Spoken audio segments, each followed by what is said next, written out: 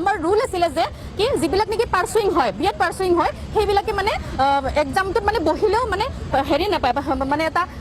কি কয় এইটো ৰিজাল্টটো নাহিব সিলেকশ্যন নাপাব পাৰে গম নাপায় বোলে মোৰ লগত যিয়ে নেকি এক্সাম দিছিলে মোৰ লগত একেলগে বহা এজনী ছোৱালীয়ে কৈছিলে যে তাইৰ মাকেও কৈছিলে যে কি কোনো আশা নাই মাইনা মই জাষ্ট এক্সামটো দিব দিছোঁ তাইক কোনো যিহেতু তাই পাৰ্চুইং হয় ৰিজাল্ট নাহিবও পাৰে তো মই এতিয়া গম পালোঁ যে তাই এতিয়া এপইণ্টমেণ্ট পাইছে हेलो लोगोफोर फैलायबाय मोनसे भिडिअ लानानै BTC नि BTR नि माखासे साख्रियाव बेले बेजे जामारदों नामा मोननांगौआव मोनाखै मोननांथावै मानसिफ्रा मोनदों नामा दिनै बे बाथ्राखौ ससियेल मिडियायाव नुदों नोंथांमोना नायलांनो हागोन ना दाखाल बावैसो होनाय GT आरो PGT नि साख्रिनि बागै माखासे लाइमोनफ्रा फोरमायनानै होदों आरो जायफ्रा बेखौ बे एग्जामखौ होदोंमोन दिनै बिथांमोना माखासे बाथ्रा फोरमायनानै गुवारै बुंफ्रुनानै होदों माबोरै बेले बेजे जादों बे साख्रियावहा बे एग्जाम होनायनि उनाव रिजाल्टआवहा मार्कशीटफोरावहा बेखौ लानानै बिसोरो BTC BTR नि एडुकेशन डाइरेक्टरनियाव अफिसाव थांनो गोनां जादों दिनै नोंथांमोना मोजाङै खोनासंलांबानो जाबायदि मा होनदों बिथांमोना ना नोंथांमोना मोजाङै खोनासंलाङाबा बुजिनाय नङाबो जानो हागौ आरो ना गोबाङानो नाथाय मोजाङै खोनासंलां आरो मा फोरमायदों बिथांमोना नोंथांमोना मोजाङै खोनासंनायनि गेजेरजों कमेन्ट खालामनो हागोन आरो ना बिनि सायावनो आं लास्टआव फंनैसो बुंबावगोन नोंथांमोना नायलांबानो जाबाय दिनै जों डाइरेक्टर अफ एडुकेशन BTC आव फैनो गोनां जादों मानोना जोङो थांनाय जितु BTR नि GT आरो PGT आव रिक्रुटमेन्ट जालांबाय बेनि मार्क्सखौ नायना मार्क्सनि बहुत बेले बेजे नुनो मोन्दों जेरै बर' मिडियामनि आर्ट्सआव 95 मार्क्सखौ 110 जना मोननो हादों 110 आरो साइन्सनि बर' मिडियामाव 102 मार्क्सखौ 39 जना मोननो हादों आरो एसामिस मिडियामनि आर्ट्सआव 94 मार्क्सखौ 95 जना मोननो हादों आरो एसामिस मिडियामनि साइन्सआव 99 मार्क्सखौ 47 जना मोननो हादों बेखायनो जों दिनै RTI मारिदों RTI होनाय जादों जाहाथे जों गासैनिबो OMR शीटखौ नुनो मोनो जाहाथे मार्कनि जेबो मेनिपुलेसन जायिया नुजाथियो आरो सेकेन्ड प्रब्लेमा जाहैबाय जोंहा BEdनि माखासे BEd जोबै स्टुडेन्टफोरा बोरै एप्लाइ खालामनो हानाय लास्ट 2024 नि नभेम्बराव BEd जोबनायफोरा फेब्रुवारियाव बोरै एप्लाइ खालामखो माखासे MIL गैयै केन्डिडेट्सफोरा बोरै एपइन्टमेन्ट मोननो हाखो जिहेतु BTR गभर्नमेन्टआ बारे बारे ट्रेन्सपारेन्सिनि खोथा बुङो बेखायनो जोंनो बे OMR शीटखौ देखायनानै ट्रेन्सपारेन्सिखौ प्रुभ खालामनांगौ BTR गभर्नमेन्टआ आरो जुदि BTR गभर्नमेन्टआ बेखौ मावनायाव फेलें जायोबा जोङो हाइकर्टआव चेलेन्ज खालामनो थाखाय राजि जाबाय BTR गभर्नमेन्टर দ্বাৰা আমাৰ যিয়ে নেকি BTRত আমাৰ GT-BGTৰ কাৰণে যিটো মানে GT-BGTৰ এক্সাম অনুষ্ঠিত হৈছিলে সেইটো ইতিমধ্যে 24ত এক্সাম হৈছিলে কিন্তু আমাৰ ইতিমধ্যে ৰিজাল্ট দিলে আৰু ৰিজাল্ট দিয়াৰ পিছত আমাৰ ইতিমধ্যে এপইণ্টমেণ্টবিলাকো দিয়া হৈ গ'ল কিন্তু ৰিজাল্ট যিটো ওলালে সেইটোত আমি বহুখিনি গাফিলতি পাইছোঁ আৰু গাফিলতি পোৱাৰ পিছত ইতিমধ্যে আমাৰ যিখিনি পাব লগা ষ্টুডেণ্ট আছিলে ফৰ এক্সাম্পল ময়ো যাৰ কাৰণে আমি ইতিমধ্যে RTI কৰিবলৈ বাধ্য হৈছোঁ গাফিলতিৰ ভিতৰত মোৰ ক'বলগীয়া বস্তু হেৰি পইণ্টবিলাক হৈছে আপোনালোকে নিজেই ভাবি চাব পাৰে যে এইটো কিহত আছিলে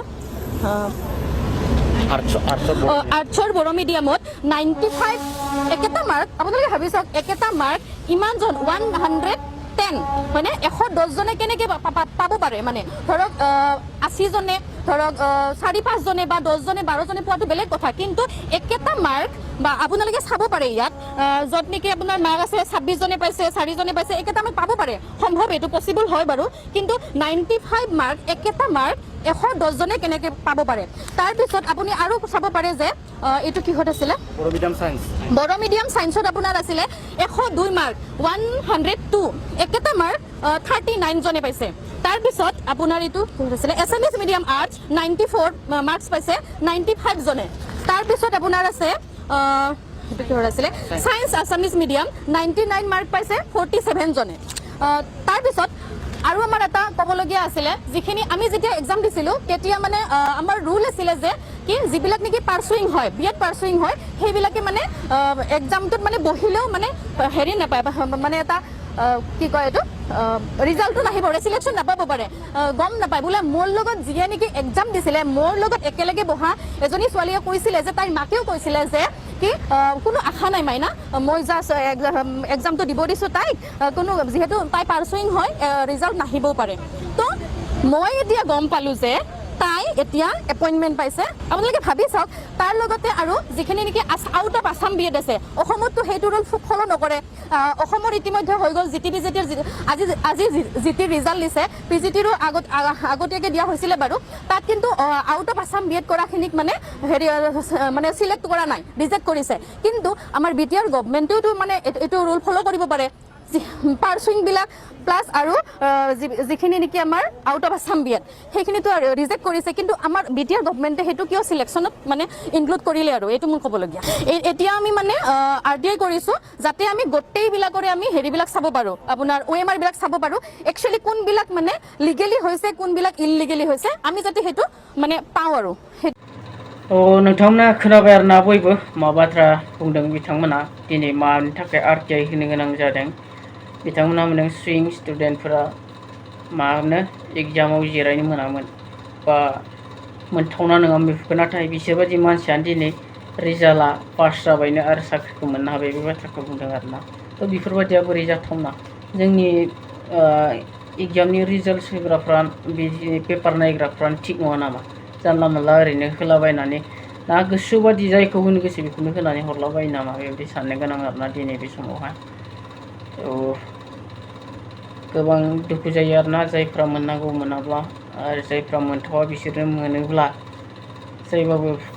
बाथ्राफोरखौ बुंनो गोनां जागोन नायबिजिरनो गोनां जागोन आरोना दिनैबो बिथांमोना बेखौनो मावदों नंगौ मोननांगौ दिनै जोंबो मोननांगौमोन बिदिब्ला बेफोरखौ साननानै बिथांमोना दिनै RTI होनानै नायबिजिरनो गोनां जादों आरोबाव फिन जाहाथे रिजाल्टआ मोजाङै जायो आरो जायफ्रा मोननो जैग' बिथांमोना गासैबो मोननो हानाय बायदि बेखौ बिथांमोना नायै सानै हयै दिनै बेबायदि खामानिखौ मावफिननो गोनां जादों स' जोंनि जायफोरा बे रिजाल्टखौ नायग्रा बिथांमोनानो गोरोन्थि खालामदों बेथ' सैथ' जाखाबाय दिनैनि दिनाव नङाब्लाथ' बेबायदि जानाय नङामोन आरोना थ' रायजो राजा नोंथांमोना मा सानो दिनै बे भिडिअनि बागै थ' कमेन्ट खालामनो हागोन आरो चेनेलखौ दानबा साबस्क्राइब खालामना लाइक शेयार खालामनो हागोन आरोना थ' भिडिअखौ जों एसेयावनो दोनथ'नोसै बाय